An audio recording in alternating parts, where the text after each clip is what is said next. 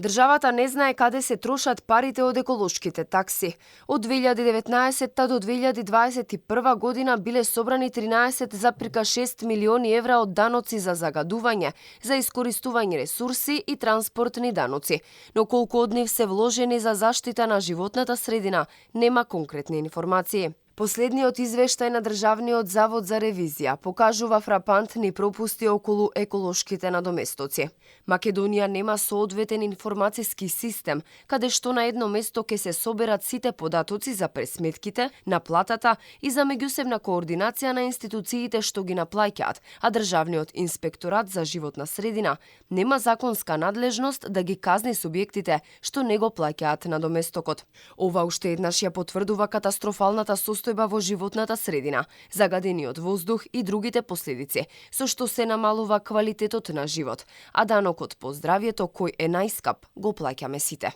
Недонесувањето на ажуриран национален акционен план и локални акциони планови за животната средина не обезбедува интегрирање на политиката за животна средина и просторно планирање во останатите секторски политики, односно интегриран пристап во решавањето на проблемите со животната средина на национално и локално ниво, што влијае врз процесите за воспоставување на ефективен систем за заштита на животната средина во Македонија. Утврдено е дека надлежните субјекти не го пресметуваат варијабилниот надоместок за води, дека се утврдени фиксни надоместоци за управување со отпад, дека надоместоците за А интегрирана еколошка дозвола не се движат во законски определените рамки по емисиони точки, како и дека општините немаат еднаков пристап при утврдување на основата за надоместокот за собирање и транспортирање комунален отпад. Од 2020 до денот на ревизијата во државниот буџет не се остварени приходи по основа на надоместоци